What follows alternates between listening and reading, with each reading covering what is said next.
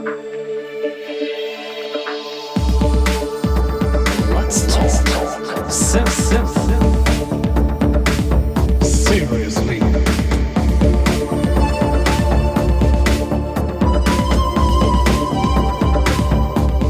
Hi, it's UAP. Welcome to episode number 16 of Let's Talk Synth Seriously. In this podcast, you'll get detailed interviews with your favorite artists and other interesting people from the synthesizer-driven music scene. So if you're into genres like synthwave, retrowave, synth pop, synth rock, or related styles, this show's the right show for you. We're not talking much about 80s, 90s pop culture. We're talking gear, studio equipment, advice for producers from the artists themselves, and also about developments in the scene. So if you're a synth music producer or you're a dedicated fan of the featured artist, you don't want to miss this for sure. Today I've really got something special for you, and I've seriously dreamed of this since I was 12 years old. Back then I discovered for me the records of a British band called MAGNUM, and their mixture of melodic rock music, prog rock influences, and Dungeons and Dragons lyrics really blew me away. I was very fascinated by their keyboard player as well, who over the years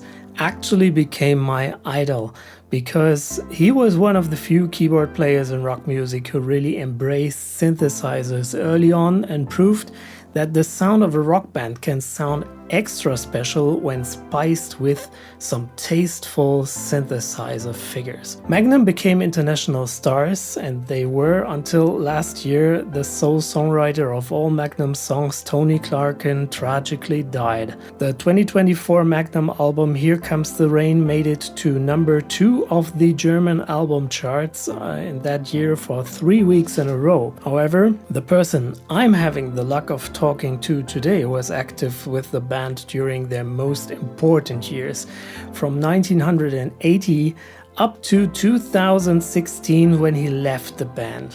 He played the keyboards on such legendary albums like Chase the Dragon, The 11th Hour, On a Storyteller's Night, and Wings of Heaven, all being international mega sellers. To me, it's absolutely insane to have him on the podcast today, and you can imagine how nervous I was when I knew I was just about to speak to no other than keyboard legend Mark Stanway. Unfortunately, we can't have music on the podcast episode today because all the music that Mark Stanway recorded with bands like Grand Slam, Stampede and MAGNUM is obviously under the umbrella of some major labels, but you know it anyway, don't you? So without further ado, let's dive right in to the interview with Mark Stanway. Today's a special day for me. Mark Stanway is on the line. It's such an honor to have you on the show, Mark. I've been a MAGNUM fan since I was 12 years old, and being a keyboard player myself, I was always so impressed and inspired by your work for MAGNUM, especially because you were among the actually pretty few keyboard players in a rock band to really embrace synthesizers as an integral part of a rock band's sound instead of just regarding them as a sound gimmick. So here's the legend himself. Welcome, Mr. Mark Stanway. Thank you very much. It's also an honor to be asked all the questions that, especially from somebody that goes back really to my beginning with MAGNUM. So it's a pleasure to be with you. Yeah, I mean, we know a lot about the history of MAGNUM and how you came to the band and so on, but I think there are not many interviews out there where people were talking with you about gear and what you actually used on stage. So I thought that would be a good idea to have an interview with you about that, right? Stuff. I hope my memory, you've got to remember I'm a bit older than you, so my memory holds up. So let's start right at the beginning of MAGNUM. I mean, it must have been around 1980 when you came to the band. Yeah. You were looking for a new keyboard player back then. Your predecessor, Richard Bailey, had already introduced synthesizer solos to the MAGNUM sound in sounds like the Battle or Changes. But then you took it a whole step further on Chase the Dragon. And to my impression with your entry, the epic rock sound of MAGNUM really started off. So how was it feeling back then when you entered the band? The guys, prior to joining, because we were all up and coming in Birmingham, before Magnum got recognised, we go and see each other at a pub called the Railway in Birmingham. And so we sort of knew each other anyway. And I was really earning some extra money at the time, working for a guy called Maurice Jones, rest his soul now. Maurice Jones used to be MCP Promotions. He was Monsters of Rock. He started all of that. And he was promoting the Def Leppard tour, which Magnum was supporting Def Leppard at the time. Tony Clarkin had mentioned to Maurice and asked him if he knew of a keyboard player, because they weren't happy with the guy they had at that time. Now, it wasn't Richard at that time. Richard had already left. They got another guy in, albeit for just that one tour, and they got in touch with me and asked me if I would like to come to one of the gigs and have a word with them.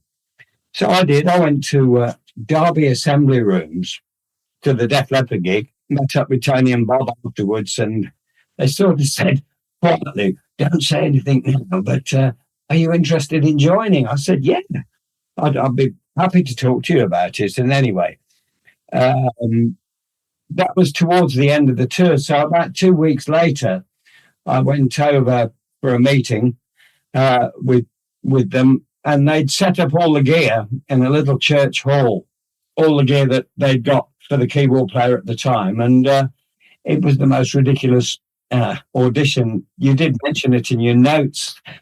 All I wanted to do was see if I could play Invasion. You're familiar with that track, perhaps, but it's a fairly quick riff.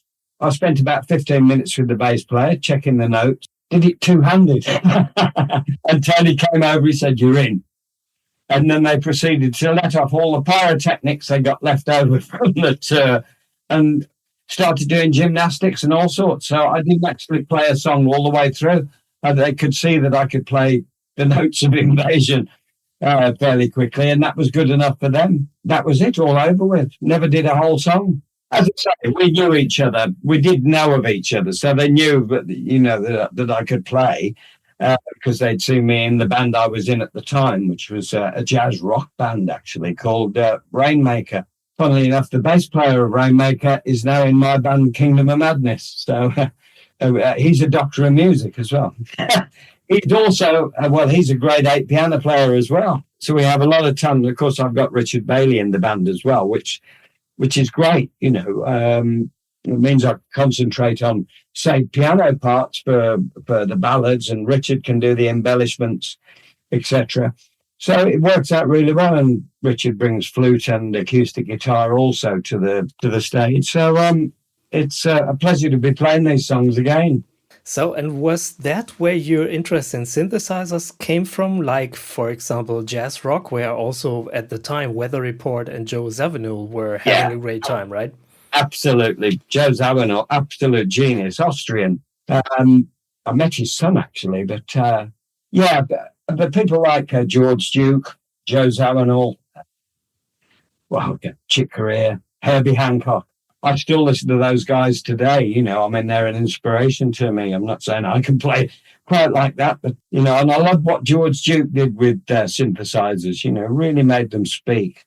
So that got me into synthesizers. But of course, when I joined Magnum, couldn't play the major sevenths quite as often as the pomp or the grandeur that I could bring to the band.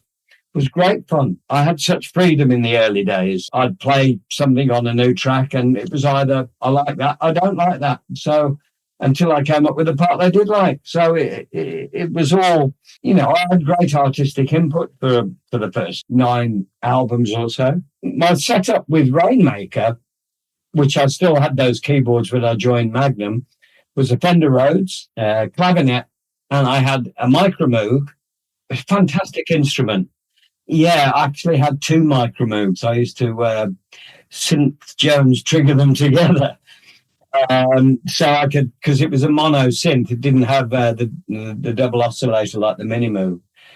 So I could get them chorusing a little bit, and all the bass sounds you hear on Chase the Dragon are actually from a Micromoog. It's a great instrument. I wish I still had them actually, but and I had an old Roland string machine. Ah, interesting. That's interesting. And that was basically the setup I went to Magnum with, and they'd hire in whatever they needed for the album, you know. But then, I mean, around the time you must also have acquired an Elka Synthex. Is that right? I mean, yes, I did, but I don't think that was out. I think I had that in 1984. I think the picture I sent you of me with Phil Lynott. Yeah, that's an interesting picture.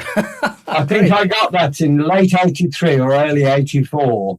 I see. I was sponsored by them, fortunately. And some of the sounds, say on Storyteller's Night, things like Jerusalem, you can hear that high-pass filter sound that brings the band back in after the breakdown. You know, that was all the Synthex. Great instrument, fantastic instrument, very, very versatile, slightly temperamental when you took it on the road.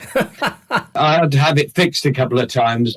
Great friend of mine, Paul Whitman, you may know him. He used to look after me for the Synthex, and he was very capable of opening the lid and fixing it. That helped a lot, but I used it for, well, all the way up until the Vigilante album, I think. So that's also what I heard, that the Elka Synthex had a little, let's say, a little issues on the road. I know a few people who had one, and they all say when we played live and when we played like open air festivals and the power supply was not the best because it came from, these power supply generators, then the Elka would do strange stuff on stage. So how did you handle that? Yeah. Well, it was temperamental if the voltage fluctuated, that's for sure. Mm-hmm. So what I had put in my rack, which was one of the heaviest things ever, I used to call it a pig. But basically, it'd hold and maintain the 240 volts it required. And even if all the power went off, the Synthex would stay on for about an hour. So I had a device to maintain a stable current. So I didn't actually have the problems live of it drifting in pitch. Nothing like I had to with the Mini Moog. You used to have to tune that between songs, you know. So I had this device which maintained a stable voltage, so which was quite handy. Ah, fantastic. You also had the Oscar that I saw on one picture, and that is also pretty special. I mean, the Oscar, to me, I always understood the Oscar as being a wasp on steroids, you know. And it's also developed by Chris Hoggett and his back then the Oxford Synthesizer Company. I had a couple of those. Really? Because one kept breaking down. So when I went on tour, they would allow me to have a spare one because they were temperamental as well. But some of the best bass sounds, and they were more up-to-date bass sounds, almost like digital sounding, but very fat. And you could trigger it beautifully. Yeah. So we've now moved into the MIDI era, really, where you could control them via MIDI, which was great fun. The Oscar was a fantastic synth. Mine eventually packed up completely, but I wished I still had one that was working. Yeah, it was a great mono synth. I was astounded to see that in your setup, because the Oscar today is known as one of the central inspirations, let's say, for dark wave and bands like Depeche Mode and you know the British bands that were at the time starting to go into that direction, like Depeche Mode, Erasure, etc. And I think I've never seen it on a historic picture of a rock keyboarder. So how did you came to the Oscar in the first place? Well, again, actually, it was the same guy that bought the Synthex to me, or this Paul Whitman. And he was also doing work for the Oxford Synthesizer Company. Mm-hmm. I was very lucky, and I got sponsored by them as well. I did quite a few adverts for them and photos and stuff like that. But it was a great left-hand bass synth. You know, again, before I was really got the MIDI set up, it was great to have your left hand on that keyboard. You know, it was like a reliable Mini Moog, if you like. I see. Okay. Yeah.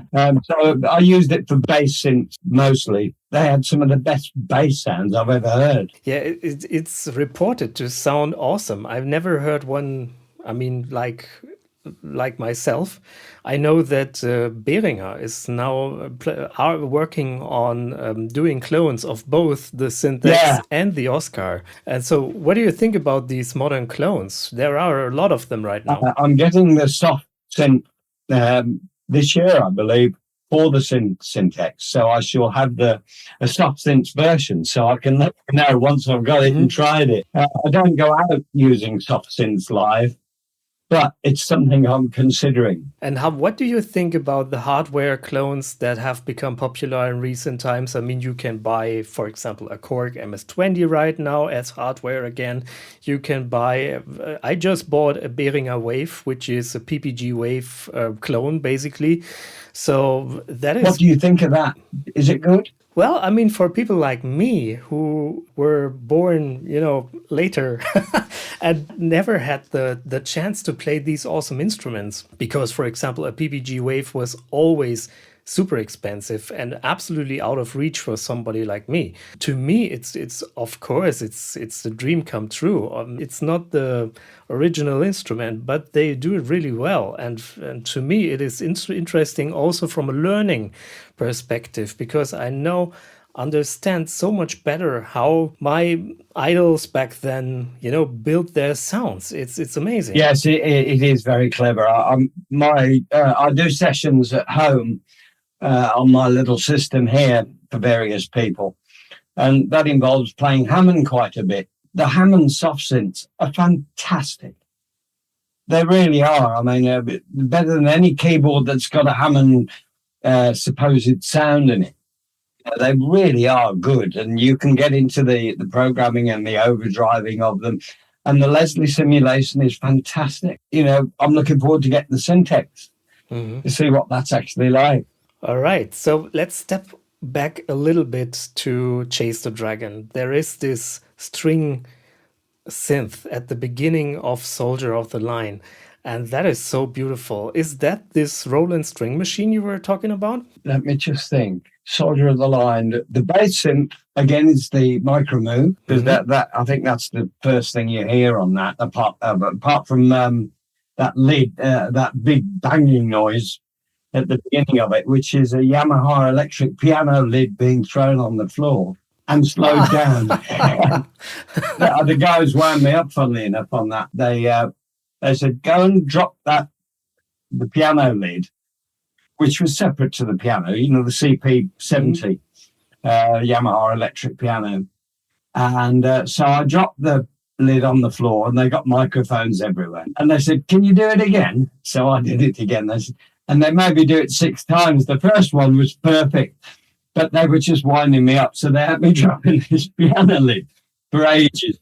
And then the producer, Jeff Glixman, slowed it right down and got the timing of a delay on it, which was pretty much the same BPM as the track came in, So it was actually a keyboard instruments lid that starts that song. They had a Polymoog as well on that album. Fantastic. Yeah, that makes sense. Which was the most useless thing I've ever played. Except you could play more than one note on it, So, but it only had one sound that was any good. So it was something I didn't really get into using, My friend Don Airy, he got into using the Moogs, the Polymoog, until the Memory Moog came out. And he loved it, but it didn't give me any sounds I wanted to use, really. Yeah, I mean, technically, it was more like an organ than a synthesizer, right? Yeah. Yeah. Yeah, a useless thing. I think we hired one in because there was one available, but I don't think I used it on the album. I couldn't get a sound that I thought was decent out of it. An RS-202, I think it was, a Roland string machine. I mean, obviously they were... Roland string machines back then, they were awesome. They sounded wonderful, really. It did the job. The upcoming album to Chase the Dragon, which is The 11th Hour, is one of my absolute favorites of Magnum. And I think it is also a true lesson in how a keyboard player can really serve the sound of a band without being showy. And I always admired that about you. I mean, we had these great soloist keyboarders in rock like John Lord and Don Airey and whatnot. But I always admired you for being such a foundation for the band's sound. And there was not about your soloing, but it was really about your sound creation and how it served the band's sound. And that was always something that I really admired. So what was that your style, right? Like, let's say out of the box, or was it something that the band requested from you? It seemed natural at the time for the songs that we were playing on. It was nice where I had the space. Magnum never really were an organ band as such. So organ was never really my instrument. I had to spend a lot of time getting better at that. When I did 5 or 6 years on and off with Bernie Marsden, Mickey Moody and Neil Murray in the Classic Whitesnake thing. And it was only then did I have to listen properly to what John Lord was playing. And I take my hat off to John, rest his soul, too. What a fantastic organ player. And it was only when I had to study what he was doing and try and replicate it that I really appreciated what organ playing was all about. It wasn't something I'd ever used or in the early days, I always preferred piano.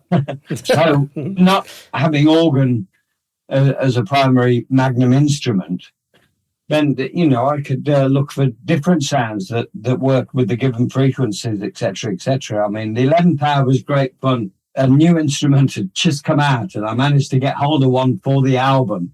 I never owned one, but it was the emulator. Ah, really?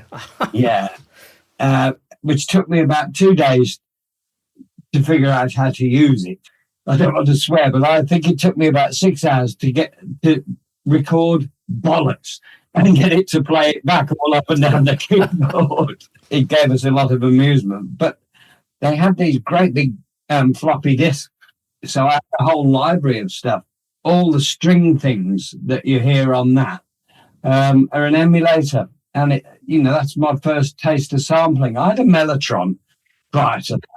But they were limited what sounds you could have in a Mellotron. It was really mainly things like voices and vibes and nothing quite like the emulator could be. So that was my first experience of real samples, and how you could use them. So I had great fun with that, using that on the 11th Hour.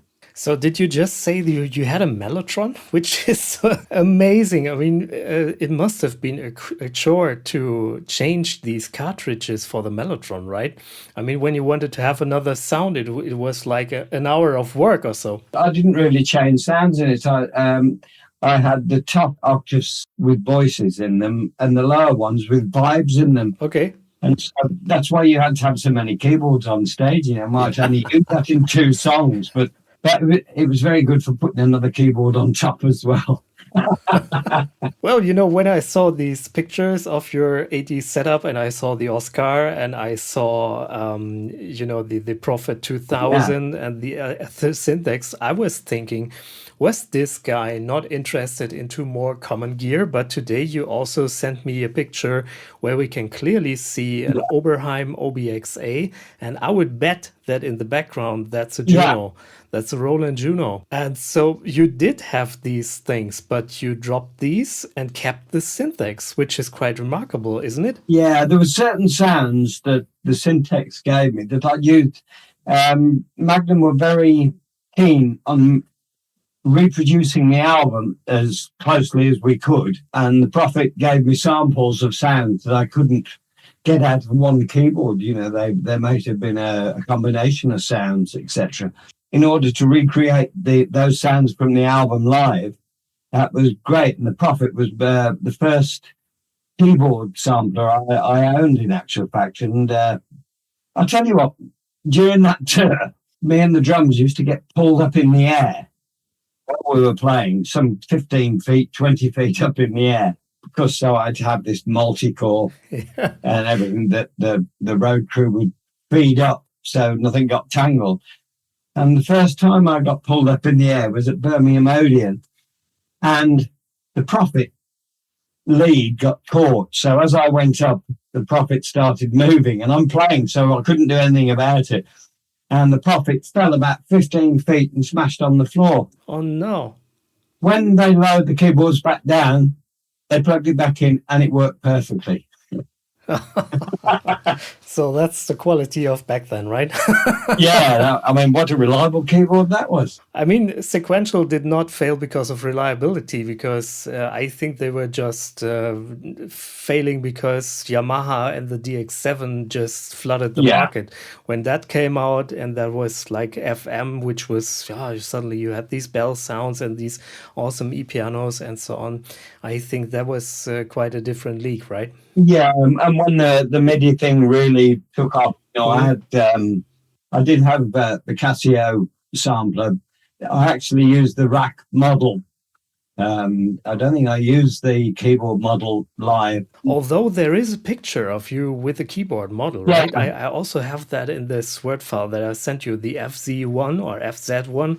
FZ1, but what I actually used on stage was an FZ20, which was an expanded memory. It had 2 megabytes. Wow. but that was so big at the time. It was fantastic. And that's mono, obviously. It was so quick and easy to use. The Casio it was a brilliant sampler.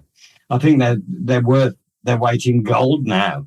All the rap, the hip hop artists want, trying to get hold of them and use them. And obviously I had an Akai sampler as well when that came. We used the Akai sampler when sequencers started to get used, because my first sequencer that I used with Magnum was the Atari, and that was purely a MIDI sequencer. So I could send a click track to the drummer for the songs we used it in, and I could also trigger the samplers to play certain things. So it was really the start of using sequencing live, which is something I don't do now. And of course, Tony Parkin, the writer of all the songs, once the idea of sequencers was there, he became besotted with them and wanted them used pretty much on every track, which is as time went by, and the likes of Pro Tools came out and stuff. So, being governed by a click track is not something I would think many drummers like, but it's certainly something I didn't like. But that was later on, late 80s, early 90s, it started going that way, which is not something I favoured. Yeah, I mean, we can see the Atari ST on the video of the 1992 Birmingham gig. And I once bought that on DVD because this was also the tour when I first saw Magnum live. I saw you guys in Göttingen, where you were at the Outpost, and I think Gotthard from Switzerland was the supporting band. Yes, I remember. That was a great tour, and that must have been the tour where you also used these Atari, and you already mentioned what you did with it. So now this riddle is also solved now. I was thinking to myself, what the heck did he do with an Atari on stage? An example, do you remember All England's Eyes off Storyteller's Night? Sure. That's got an auto synth bass in it. Yeah. That's just one example. That's basically what we used it for, was triggered bass synths. I'd have to rack my brains to think which songs now, but All England's Eyes is a perfect example where it's obviously a triggered synth. It wasn't things like backing vocals being triggered and everything else. It was purely for things like auto synth, which worked well because we used them on the album. So it was a way of recreating that. Yeah, I mean, there were very sophisticated album productions back then. You worked with Roger Taylor from Queen, and you worked with in the Visalord studios and in the Goodnight LA studios. And so these were big productions back then, also pretty keyboard driven. Yeah. I think that was just the sign of the time back then, really. Obviously, right? the freedom, from my point of view, became less and less because everything was manufactured or in the producer's head, and he could hear a particular sound, and he had an approach to keyboards. Goodnight LA being the example, Keith Olsen rest his soul as well. Best vocal producer I've ever heard. But keyboards, he got this thing. He liked certain pads. I used a lot of Oberheim on that album. But, he had certain sounds, so it wasn't the freedom, say, I'd had in Vigilante, for instance. Producers dictate. You're paying them a lot of money, so they're giving you their expertise for the market of the time. So is that also why you mentioned in this documentary on the Princess Alice and the Broken Arrow album, where you said you were enjoying that there was more freedom now and that there was so much pressure in the past? Did you mean that by pressure, that those star producers like Keith Olsen and so on put a lot of pressure on the band? Also maybe that the fact that you were working with major labels who probably wanted to see a certain performance also in terms of record sales? Yeah, a certain commercial style, radio friendly, etc., etc. I mean, thinking back, after Sleepwalking, Rock Art. Are you familiar with the Rock Art album? Absolutely. I'm familiar with almost all Magnum albums, I'm proud to say. People have often asked me, what's your favourite album? Impossible to answer. Because there's too many important things. Like Storyteller's Night was a milestone of an album. Vigilante because of Roger Taylor and, better production and et cetera, et cetera. But if I go to say which was the happiest album, I'd say it was Rock Art. Oh, really? Yeah, because the whole band, we had our own studio at the time. We had a nice wooden room, wood and glass everywhere. So it was a nice hard room. The band would set up in a circle, if you like, with screens so that the sounds could be controlled. But we would thrash out the arrangement as a band.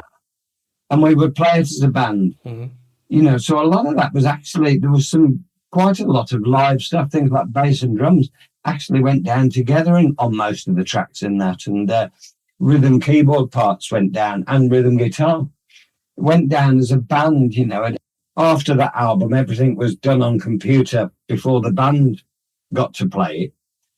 Everything was like in 4s or 8s in blocks, and the artistic arrangement went. Whereas things like in Rock Art, why can't you drop 2 beats and bring a chorus in? Why are you not governed by computers? I see. Yeah, you can. Why can't you have a bar of 6 here or there if it suits the track? That was the last freedom. Thrashed it out as a band, and that was, in my opinion. Purely my opinion, but that was the best Magnum band that was, and that was the last album we did together. And the wonderful Mickey Barker on drums and on bass, and we were a band, and we knew how each other played, and we were sympathetic to each other and complimentary and encouraging with each other. Well, I think many fans also regard that as the classic Magnum lineup, but I was surprised when you told me now that Rock Art was kind of the happiest Magnum album, because after that the band disbanded, so I always thought there must have been some instance or whatever that led to the split of the band after Rock Art. So I was surprised when you now tell me it was a happy album. Tony disbanded the band. He'd had enough of the pressure of writing for Magnum.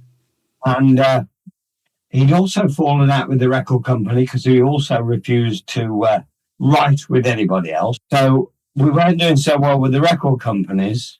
He had got in the back of his mind that he wanted to do something completely different. And he'd already started forming Hard Rain. So that was the reason the band split up.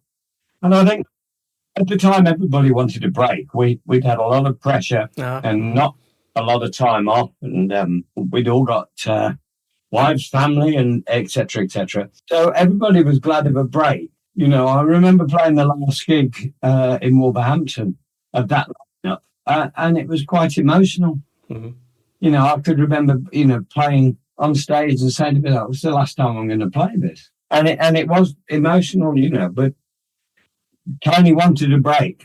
I got blamed for it later on, and it was my fault. Case, why did they ask me to rejoin? So that squashes that rumour. No, I mean, I've never heard about these rumors, to be honest. I mean, I was just sad at the time. I was a big time Magnum fan, especially of the Sleepwalking album, which was my favorite back then. You know, suddenly there was this disbanding of Magnum, and I was just sad. I thought I would never hear you guys again. And then there came Hard Rain, and Bob Catley started to also record his solo albums. People started, I mean, critics started to compare all that to Magnum, especially the Bob Catley solo albums. And I was like, now, this is not sounding like Magnum to my point of view. And I was kind of analyzing that. Why is that? Of course, it's not Tony Clarking playing guitar and so on. But to me, it was all about the keyboard sounds. I mean, Gary Hughes, who is very respectable, and I love The Tower and I love all the Bob Catley solo albums. But it was just not the same keyboard style and also not the same production style than a Magnum. And to me, that made quite the difference. But I even told Bob Catley when I worked for a small radio station and I had the chance of interviewing him on the telephone back then. And yeah, that was interesting. It's the truth, you know, and Tony didn't like Bob doing solo things or doing Magnum songs live without, you know, he's a very possessive, controlling character, Tony was. Rest his soul, you know. And I'll always say, what a great songwriter he was, you know. I respect that to this day. Yep. So the new band, it was never Magnum. It never felt like Magnum. You know, as much as, you know, I've played with Harry James for many years and, well, wow, he's like a metronome. His timing is fantastic. Obviously, being in time is everything. The rhythm section ceased to feel like it did. And to me, the nucleus of everything comes from the drums, then the bass. That's sitting, your body's comfortable with what you've got, and then you can add all the niceties on top, you know. But which brings me to the point to say that Princess Alice was the only exception in all of those albums I did after the Reformation.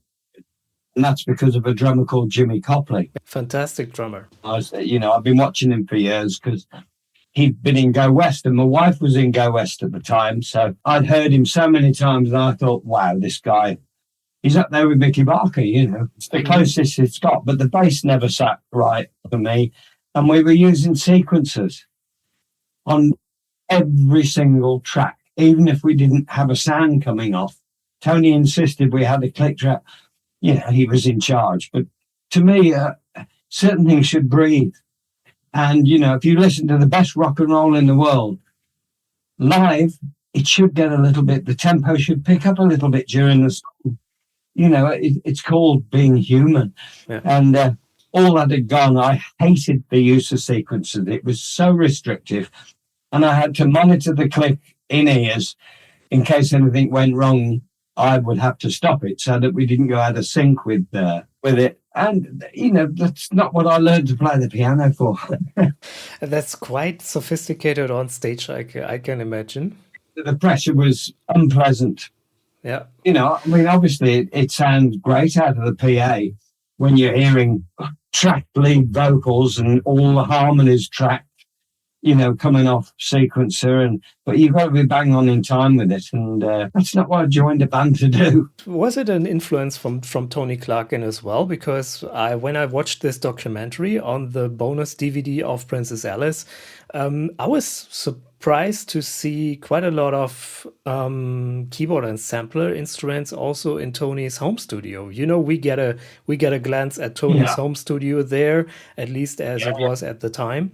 And I saw an archive sampler, and I saw a few keyboard instruments, and he was using Cubase, I think. So was that also the reason why there were these sequences? We go back to Rock Art, the last of that lineup. Tony would bring a song to us all and play it to us on acoustic guitar. So there was no tempo dictated, etc., etc. There's the song. It worked on the acoustic guitar, and we'd thrash it out until we got it good playing that song. We might change the tempo, we might halve it, we might double it, but it wasn't all in place when we heard it. It was played to us on an acoustic guitar. Since the Reformation, all this had been done one-finger keyboard playing and the drums all programmed, and that's what we were given. Really, I just felt like a session player. It was very sad, no longer did I feel like I was in a band. I felt like, what's the point?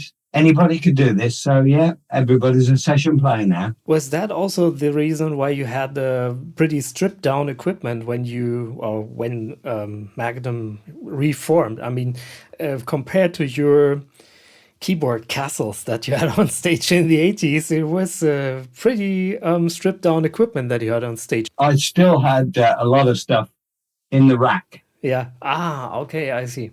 And a lot of stuff was being triggered. So there was a lot of stuff I didn't have to play. I made if it was a solo, I'd obviously play the solo. If it was a piano part with strings or something like that, I would play that.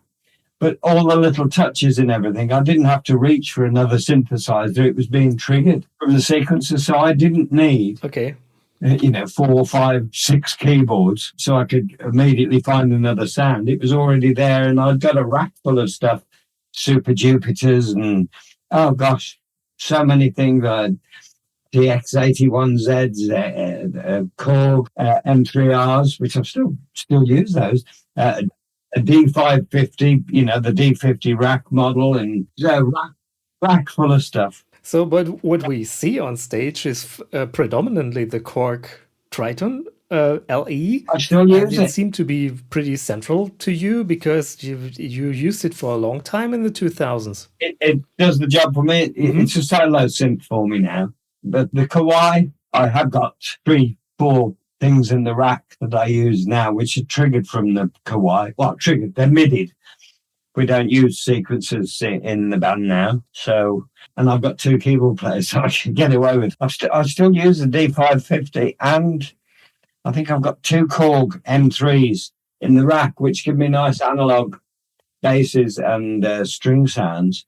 I've still got those at my disposal, but the Korg is the finest MIDI controller I have ever used. Almost limitless polyphony, so I can have 4 different sounds in the Kawai without anything else. And I've got 4 real-time faders, so I can bring them in subtly, fade strings in and out or fade bass synths in and out, all from the Kawai. It's the most magnificent MIDI controller and sounds and piano I've ever used. So unfortunately, I was sponsored by them. One thing that I would really like to mention is that you have a band at the moment, which is called Kingdom of Madness, right? And you've started that band several years ago. And you guys play Magnum songs together with former Magnum members and friends in the lineup. Will that also be your main area of musical work for the upcoming years, or are there other plans that you have? Listen, Ron, I'm getting old. I enjoy, just to be playing these Magnum songs with Mickey Barker again. Yeah. I never thought that had happened. When Magnum did reform, Mickey really wasn't interested in going back, So it's just a joy to hear the drums how they should be. And feeling like real drums, not governed by a click. And to have a bass player that can play with the drums like Brian Badams can, who is he's a doctor of music himself. He was in the first band I was in, trying all this jazz rock stuff, So, he's such a capable bass player. And he's right on the back of the beat with the drums, not pushing it all the time and just making it feel wrong. It feels right again. And so the joy of that I can't explain, which is why I continue to try and be a musician live. I get the pleasure again. What I'm not trying to do is copy what Bob and whoever he's got playing with him at the moment want to do. So we try and do stuff that hasn't been heard. The whole idea was to give them the songs that Magnum weren't playing, which Tony only ever wanted to play the songs off the next album. I understand from a writer's point of view. But, the fans want to hear certain songs, so... the classics, I don't... when I left Magnum, the last thing on my mind was to form a band playing Magnum music. I went and did a series of evening witch shows, just me, a piano, my wife singing, and guests here or there, But no plans to do what I'm doing now. But I teamed up with Richard Bailey, and we had a coffee and we discussed it. And I said, all right, if Mickey Barker says yes, I'll do it. Ah, I see. Oh, that sounds awesome, man. And it makes so much. I mean, you're a musician yourself, right? You know how important the drums are. You know, it's like, Sure. the drummer's no good, then it doesn't matter how good the rest of the band are, it's not going to work. Absolutely. That is so true. And a bass player as well. Your music again. It's certainly not for the money. So, yeah, I'm really enjoying playing in a band again. That sounds fantastic.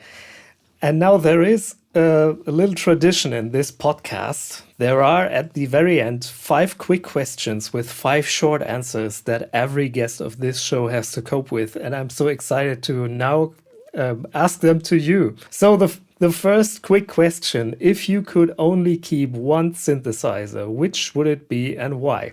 Only one synthesizer. Well, that rules out a mono synth because you'd be a bit limited with that. So, an OBXA. Oh, really? I didn't expect this because you don't see it very much on your stage pictures. No, that was probably my favorite synth during the majority of that period was the OBX. I mean, look, it was just so good and it was reliable and everything else, you know. So if I could only have one synth, it would be the OBXA. Okay, next question. Which band or musical project has impressed you the most in the last 12 months? Gosh, that's difficult too. I mean, I listen to Instagram a lot now, and I see these young girls playing bass like Jaco Pastorius. It's unbelievable, the musicianship now. But fortunately, I was a guest at a Mr. Big concert just before Christmas, and you know, I know Billy. Goodness me, they're a good band. Everybody's cup of tea, but what such great players. So there's a band. So let's say Mr. Big. All right, fair enough.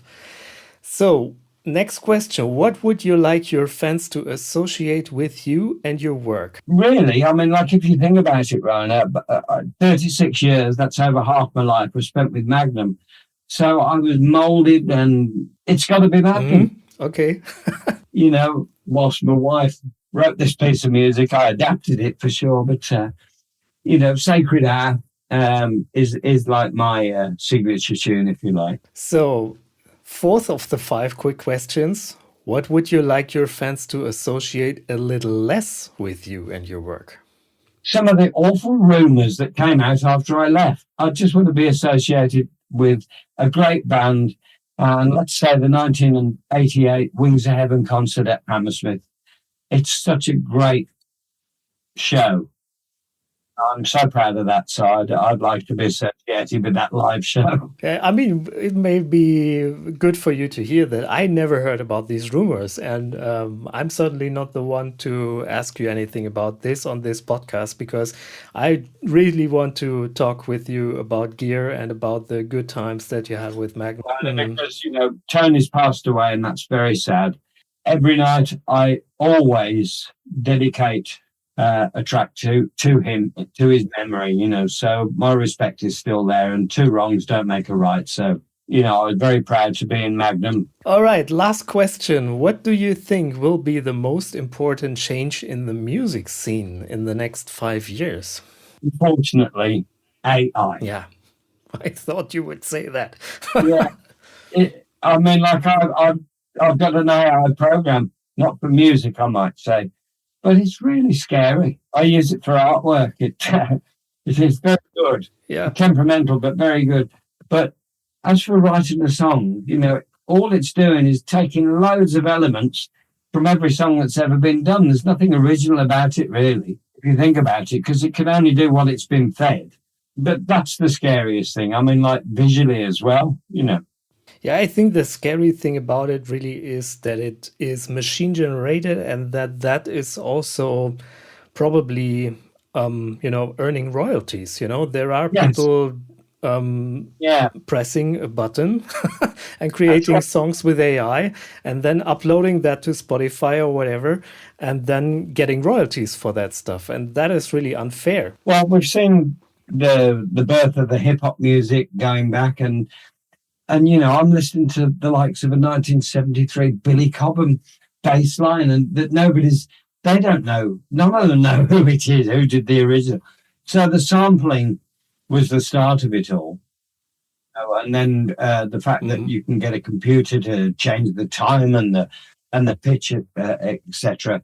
Now you've got AI. You know, a live band is a live band, and I don't think that's ever going to finish. And unfortunately, out of all the genres of music, good rock music has lasted all this time, and I believe it will continue to last. What a wonderful closing word for this podcast episode. Thank you so much, Mark Stanway. It was really a dream for me come true to talk to you, and it was so nice to have you on the podcast. Thank you so much. And thank you so much for great questions. You know, that's refreshing. Thank you. A pleasure, and I hope we do this again. At the very end of this podcast episode, as always, please allow me a little bit of self-marketing. I am UAP and I'm having a new single out. And this single is called Call Me For A While, a song which deals with the increasingly crazy times we're living in. I don't want to tell too much about it, just listen to this song, at least a little bit of music on this episode today. Not at all comparable with the amazing Mark Stanway, but here it is, UAP, Call Me For A While. Time is changing many things. Look at the pace it brings to you and me and you and we. Are walking in a trance. Sometimes we catch a glance. Wanna move, but our feet are glued. It's a restlessness addiction, a personal conviction. So hard to find yourself. Don't count in sixes, count in 12s. Time, it's changing my own mind, and it's reckless what I find. And you, and me, and you. Will you release me in the short time that's still ours? Our life's a flower in the wind. Long for a hand to touch my skin. Someone please talk to me. In the short time that's still ours, our lives a flower in the wind. Long for a hand to touch my skin. Call me for a while and tell me everything will be just fine. A while, tell me that my world will be alright.